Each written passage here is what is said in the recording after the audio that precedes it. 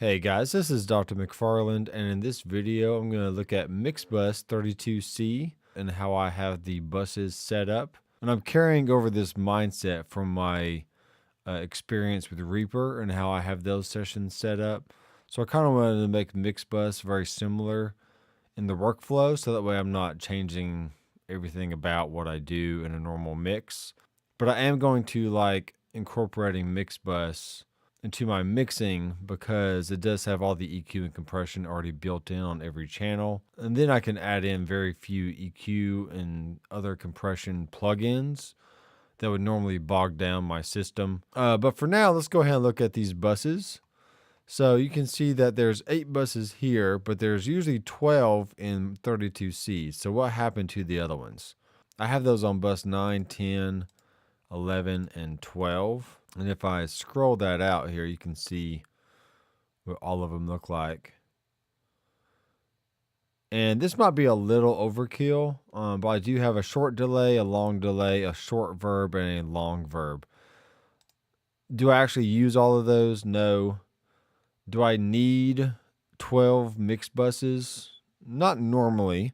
It gives me a lot of leeway here to do some routing if I need to. So we start off on bus 1 with the drums, and then we do a drums NYC where I only send the kick drum and snares and toms to this track, and then I heavily compress and EQ.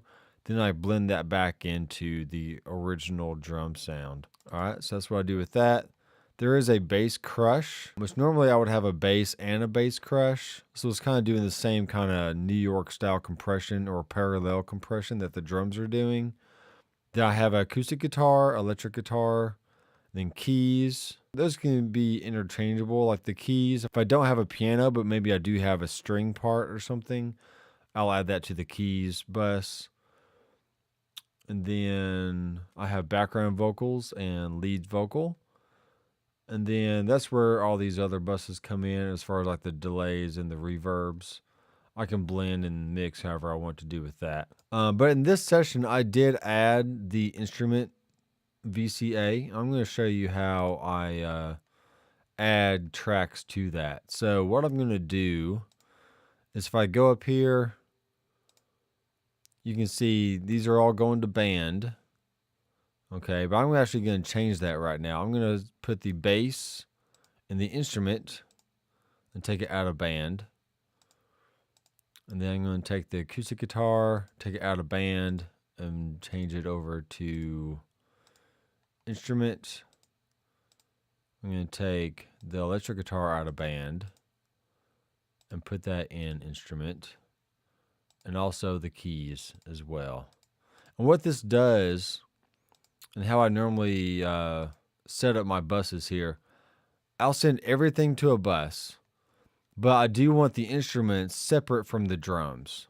So that way, if I decide, well, I think the drums are a little hot, I can bring those down without affecting the whole band mix. Or if I feel like the instruments need to come down a little bit, you can see how the bass, acoustic guitar, and electric guitar and keys are now moving up and down with just that instrument bus, while also leaving the drums intact.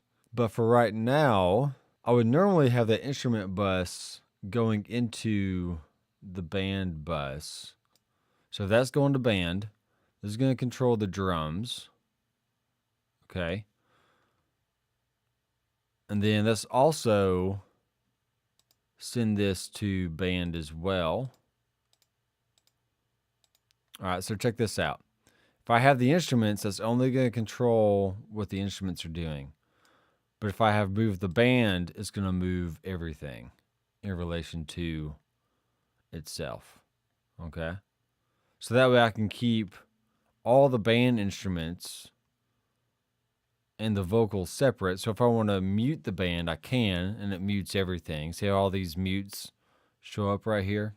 Okay, I think that's a good way to do it. And this is, Mixbus allows you to have the analog mindset to where you don't have tons and tons of options as far as like folders and buses and all this different stuff.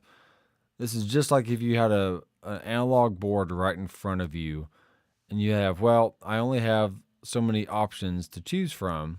And for me, I'm going to make it as simple as I can. So once again, we have the bass, acoustic, electric, and keys going to both band and instrument. I don't have that spelled right. So right click, and we're going to rename it Instru for short. We're going to right click and just say band for that. So that way you can still go in here. You can adjust things over here as you need to, which is fine. You can do all your EQ and compression or whatever else. And then let's say, okay, that's a good mix right there. I'm liking that. Now let's only bring down the instruments and not the drums. So that's a good level compared to the drums. And then we can say, all right, I like that blend. Now let me move it up and down compared to where the vocal is.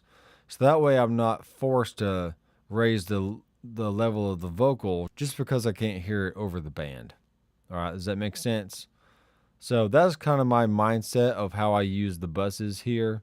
And it saved me real estate on the screen. I can have a few different options. But for now, I know that I don't need to do a lot of processing after the fact. So what I can do is go over here and I can just hide that right there. So I'm only seeing 8 core buses as well as the VCAs. And all this is set up as a template. So what I'm now going to do is I'm going to update that template. And I'm going to say, go ahead and save template. And I'm not going to make it template name. I'm going to make this 2019 Mixbus and VCA setup. So that way, if I close this out and then I want to make a new session, I can just go back, open up a new session, go to templates, and then select that template, and it'll bring in all my settings right here, just how I had it before. So I probably want to put those at 0. And that's all I got for you guys. So thanks for watching. I usually do a lot more guitar related stuff, but I do record. So be sure to check back to the channel. I will put all these videos in a playlist. So that way you can easily binge watch all my videos all in one place. And be sure to check out drmcfarlandstudios.com for a lot more cool content. I will see you guys in the next video. Keep rocking.